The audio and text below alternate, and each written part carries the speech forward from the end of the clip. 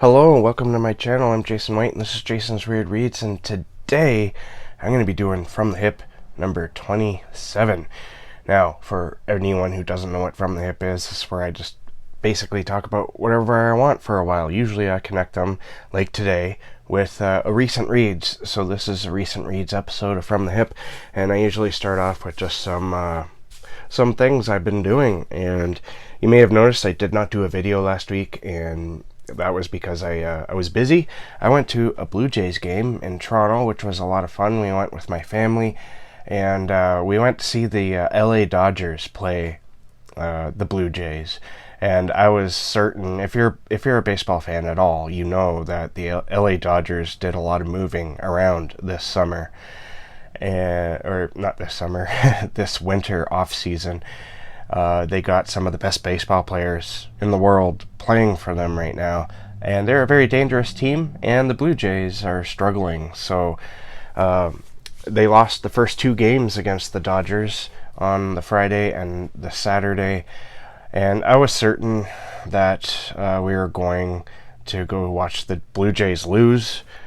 We were mainly going because we wanted to see Shohei Ohtani play. He's like the best baseball player on the planet, and it was an opportunity to go see them, even though we were way up high in the nosebleeds. But I'm happy to report that the Blue Jays actually won, and it was a very good game. Despite the Jays, their struggles lately, it's tough being a Toronto sports fan by any measure. I mean, I'm recording this on the morning after the Toronto Maple Leafs lost to the Bruins in the in the playoffs. So there's that. It's typical though. I mean, the Toronto Raptors didn't even make the playoffs this year, so that's basketball if you don't know. So that's that.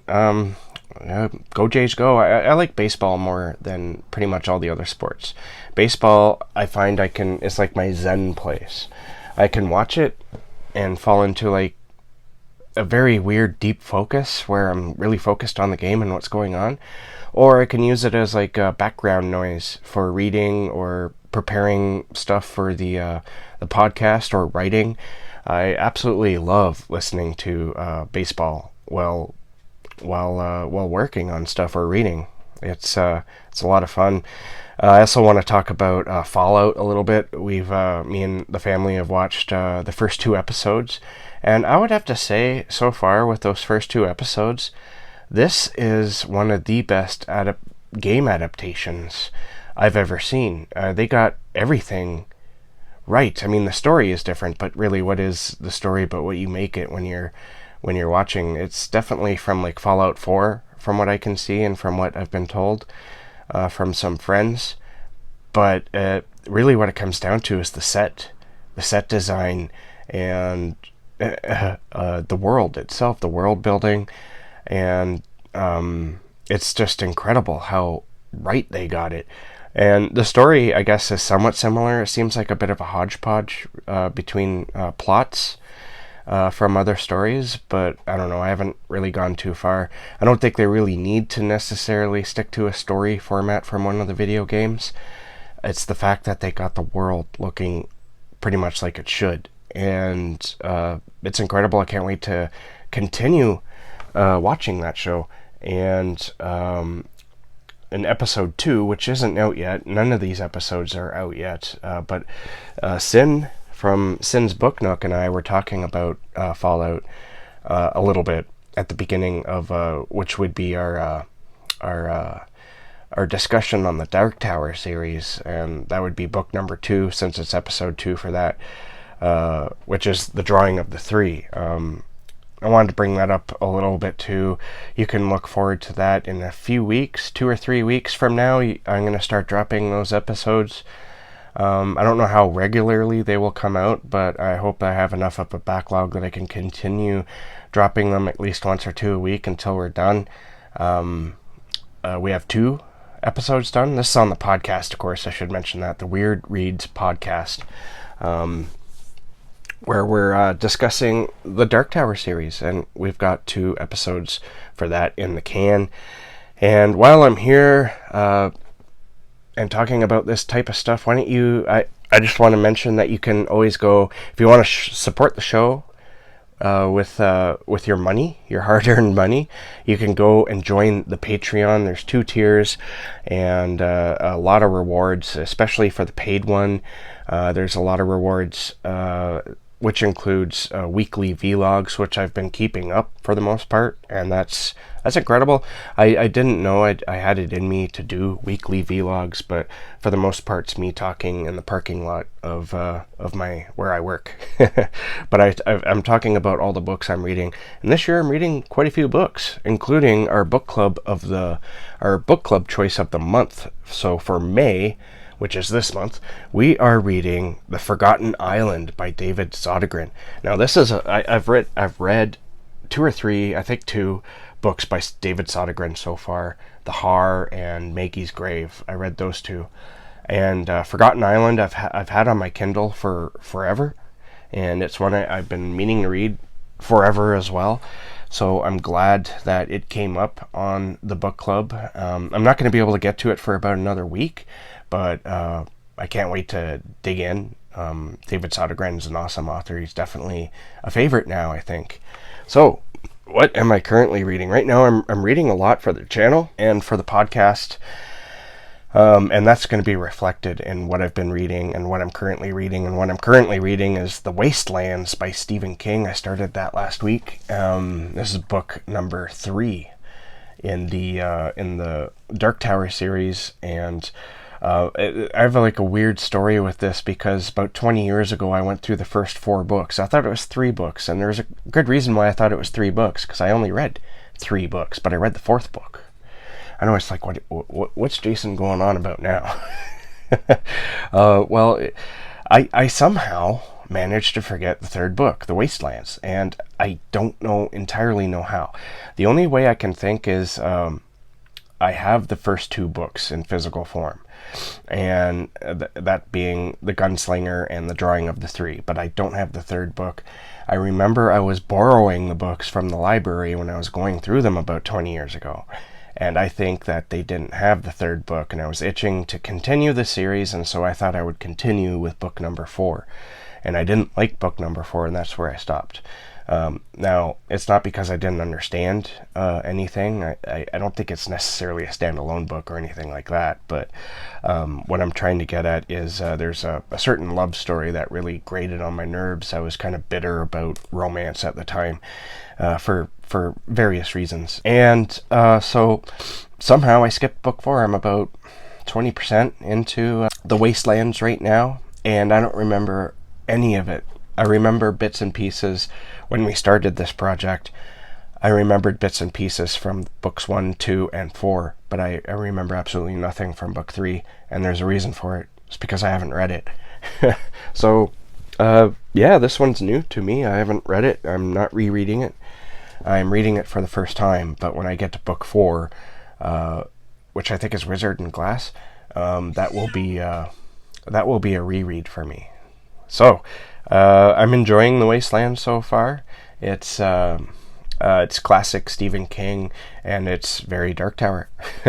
So I'm also reading, for the podcast, I'm reading 2 books by Bill Richardson, and that is More Than Evil, which I'm almost done. I had to put it down in order to read some Kev Harrison books, which I'll get to soon, because his interview came up first than Bill Richardson's, but I'm talking to Bill Richardson on May the 11th, I believe it is, and I'm talking to Kev Harrison later on today, so this being Sunday, May the 5th, so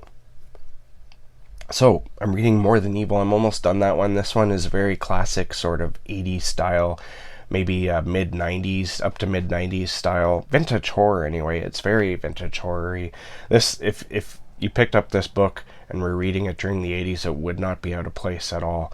And that's the one thing I really enjoy about it. It kind of reminds me a little bit of Al Goringback's Crota, without being similar, very similar. It just has that small town atmosphere, has some monsters in it that I thought at first were vampires, but now I'm certain they're just flesh-eating, blood-drinking demons with very sharp teeth. And a small-town sheriff who's going through some interesting personal issues regarding their marriage and their children and their lover, I guess, which causes an interesting contrast in their kids' lives, who are also dating. It's very complicated story, and then you throw in a whole bunch of monsters, and everything goes to shit. And I mean that in a good way. I don't know if you can tell, but I've been sick this past week. I don't know where I got it from, but continuing on. So I'm also going to be starting Hellfighters by Bill Richardson, and this one is a classic. From my understanding, it's classic Lovecraftian type tale, and I'm not too sure if I'm going to be able to finish it, but I'm going to give it one hell of a go this week. Like I said, I do not have much more to go in More Than Evil. I'm hoping to finish that up very shortly, but at the same time, I'm going to be reading Hellfighters. And if I don't finish it, not a big deal, but I'm going to give it my best. Alright, so what I've been reading. So, at the beginning of this month of April, I finished The Boatman's Daughter by Andy Davidson. I finished this actually, I guess it was around the 10th. It was last month's Jason's Weird Reads book choice of the month. It was our read that we read for April, and I really enjoyed it. I did feel that it got caught up in its own language a little bit. It's very poetic, very lyrical, but it sometimes seems like the story gets lost in its complicated language, and I kind of wanted to be just a little bit more simple in order to serve the story.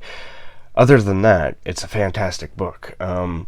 I really enjoyed following the main characters. The main characters are, the main character is this young woman. I'm too far removed to remember her name, but she lost her father at a very young age, and so she was raised by what you could say is like the local witch.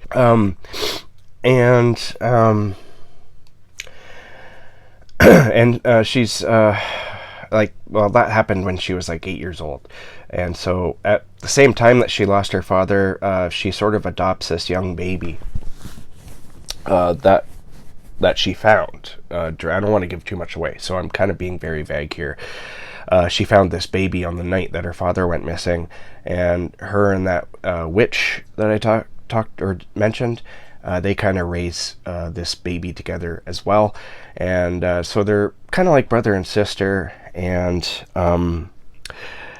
now in present day, she's running drugs for. The story takes place in like the bayou or the swamp, or on a river at least, and she runs drugs up and down the river for like a local gang, and certain things are happening that's causing the past to kind of come back, and in horrific ways. But there's, I'm going to leave it at that. This is kind of a complicated story, but I really enjoyed it, and I do recommend it, especially if you like that literary sort of complicated, challenging reads. This definitely has that, and I want to read more by Andy Davidson, especially his first novel, which is a vampire story, In the Valley of the Sun or something like that. Alright, next up I read House of Bad Memories by Michael David Wilson. I read this for my talk with Michael David Wilson. These next two books I did, but House of Bad Memories was first. I listened to the audiobook of this, and if you get the chance, honestly, go check out the audiobook for this, because the narrator, especially if you don't have issues with British accents, because the narrator really captures this story. He runs with it. It's like a home run for him.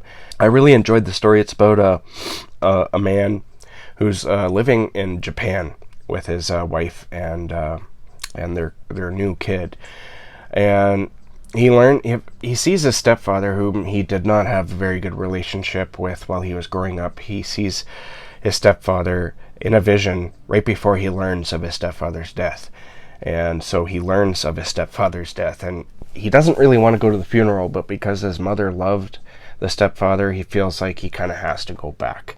And so he does. And it's like one of those things where you should have just stayed at home because this story it's not really horror, though it does end on a sort of horror type ending.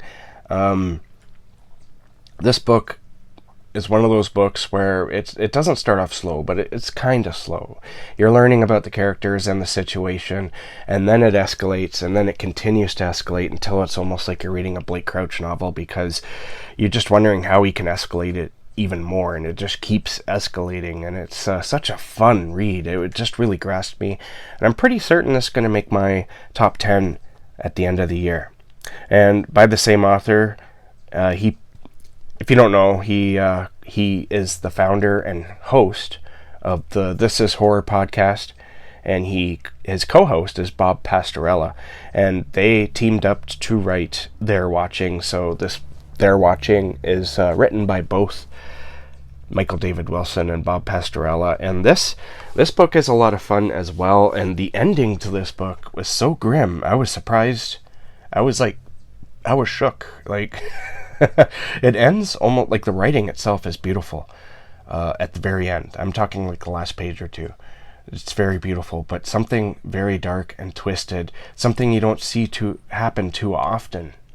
And you don't see it happen too often in books, happens in this book. And it's a very fascinating ending. I'm going to be thinking about that ending for a very long time. But the premise of this story is you have like a questionable young man living alone in an apartment, or he just moved in there.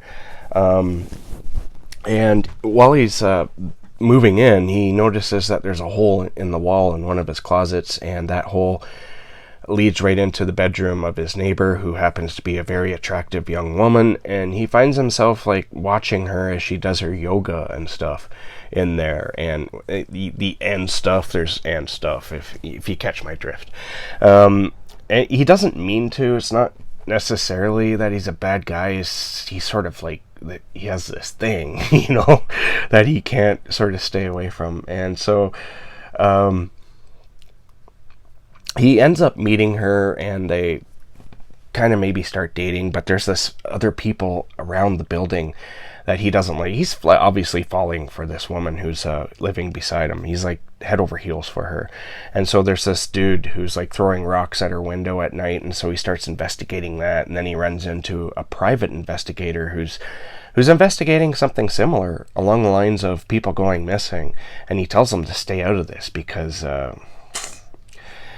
you should just stay out of it. You're going to get hurt otherwise. And so, of course, our protagonist doesn't listen to the advice, and that leads him down a very, very dark road. And I'm going to leave it at that. It's a very fun read. It's almost as tense as House of Bad Memories was, but I found this one more fascinating. It was like being a fly on the wall, watching people do weird things, and trying to figure out why they're doing what they do. I loved it, though. All right, so I found myself with a break, and I was like, I need to read a novella for this, and so I decided to go with Sour Candy by Keelan Patrick Burke. Sour Candy. Now, I've had this book, I believe since at least for about 5 years, I think. I bought this book 5 years ago, and I've been meaning to read it ever since I bought it, like you do when you buy books, but for some reason I never did. So when I had a window of opportunity to read something small, I was like, you know what, I'm going to tackle this goddamn book, and I'm glad I did. It's such a good little story. It really sort of plays into the idea of the fear of having kids and how it's going to kind of ruin your life. And it's not that having children ruins your life. It just ruins the life you used to have. Of course, you have a different life now.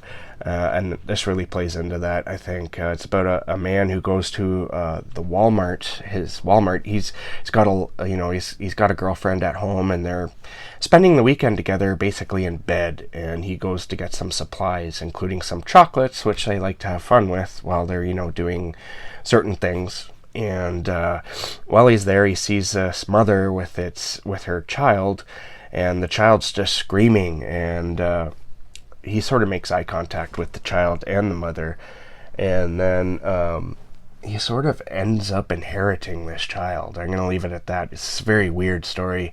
I don't think Keelan Patrick Burke gets the dues that he gets for writing weird fiction, because he writes a lot of kind of weird stories. This one is definitely like in a sense, it's like a life invasion story, and I absolutely adored it. I highly recommend it. If you haven't read it yet, if you're like me, you bought the book but you still haven't read it, go read it. You're going to enjoy it. I also read The Drawing of the Three by Stephen King. As I mentioned earlier, I read this like 20 years ago, and I was kind of on it, back then. I don't know why I didn't really enjoy myself back then reading it, but this time around I found myself having so much fun reading this book. It was published in like 1987, I think. And it reads like a movie released in 1987. It has that kind of action feel to it. It has horror elements in it, like Roland. It takes place like 7 hours after the events of the gunslinger, and Roland has like fallen asleep on the beach, and he's attacked by these monstrosity creatures, and they tear off his couple of his fingers and a big toe, and you're left wondering, why would you handicap your hero here, who relies on his fingers, to shoot the guns. Anyway. So there's some horror elements like that in it, but it's mostly like it's kind of like an action adventure story, and you can totally picture this as an action adventure story inside your head while you're reading it. And I adored it this time. It's so much fun, and I'm enjoying the third one so far, as I mentioned. I also between The Drawing of the Three and The Wastelands by Stephen King, I had like a window of opportunity. I also wanted to test out Spotify's free, if you're like a premium member, because I have family signed up to my Spotify account. I'm a premium member, and so you get a certain amount of hours free, or at least with your membership, to listen to audiobooks a month. And I wasn't sure exactly how that worked, so I listened to the drawing of the Three on Spotify. That was the first test. I made it through the whole book. It's like 13 hours. And then I was like, okay, let's move on and check out Head Full of Ghosts by Paul Tremblay. And I only made it about 3 hours in, and that's when my time was cut short. And so I ended up spending a little bit of money so I could listen to the rest of it. But that's okay. I'm glad I did, because Head Full of Ghosts is such an amazing story. This is a book I sat on for way too long, and I don't know why, because it's such an incredible book. Oh my god. Like, why did I sit on this for so long? That ending. My god, the ending.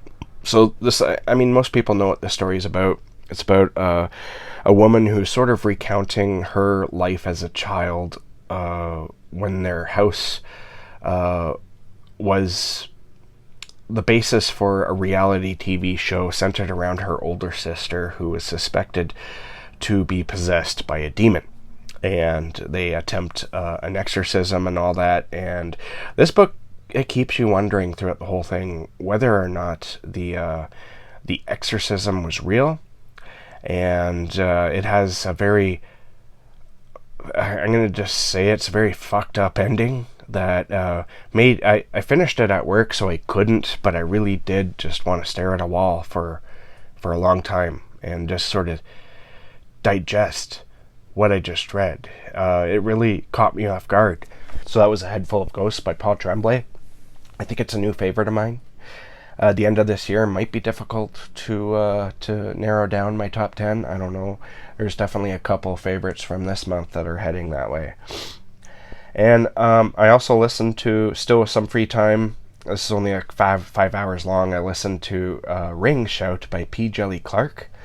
Now, this book was a very interesting premise, and I loved it. I really like the idea of, like urban fantasy, where you're hunting monsters, but in this case, the monsters are called Ku Kluxes, and they look just like, you know, Ku Klux Klan, and they're made from the Ku Klux Klan, and that premise itself is just great. I really enjoyed this story. It had a lot to say, as you would imagine. I don't think everybody would like this book, but you know, I did. It's a fantastic read and a lot of fun.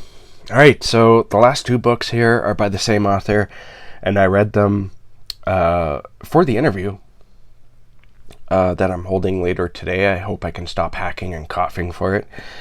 So the first book is Shadow of the Hidden by Kev Harrison. This book is about a man named Seb who's visiting. He's like, I think he's teaching at the local.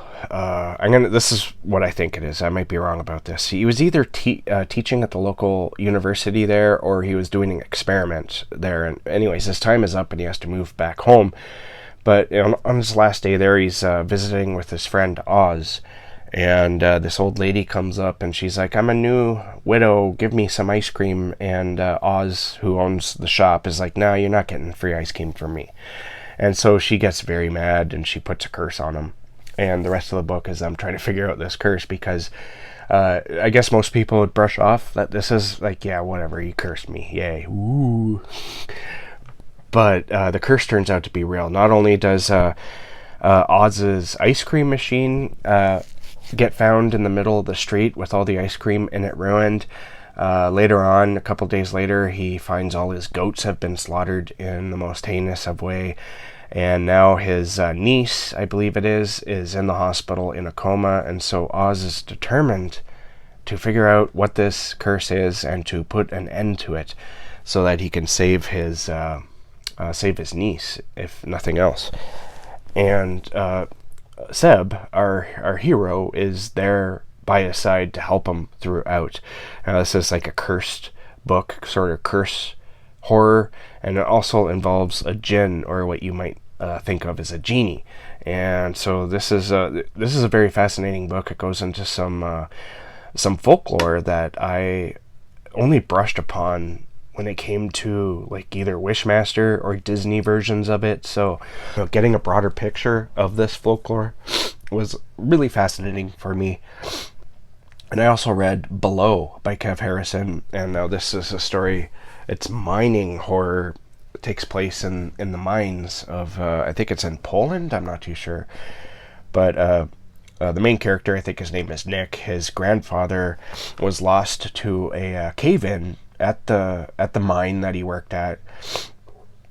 And so it's like so many years later, he and a team of people are doing a television show about this. So he went and studied mines and that, so he's got a doctorate on all this type of stuff. He's the academic going to do research at this place, and he's joined by like an influencer, like a YouTube influencer, and the third, I forget what the third person does. They're sort of like a guide, I think. Anyways, so they go down, and of course there's a couple more collapses while they're there. But while they're there, there's something lurking in the darkness. And it's interesting to see what exactly that is that's lurking down there, and how it affected his grandfather when his grandfather lost his own life down there. So I'm going to leave it at that. I got to prepare myself for Kev's interview. Like I said, I think I'm going to need to go take some medication so I'm not hacking and coughing throughout the whole thing. So thank you for watching, and if you stayed this long, please leave me some tools, some tool emoticons down there in the darkness, and I will leave you some tools in return. Thank you for watching, my weird friends. Keep being weird and keep being creative, and I'll catch you guys in the next bookish video.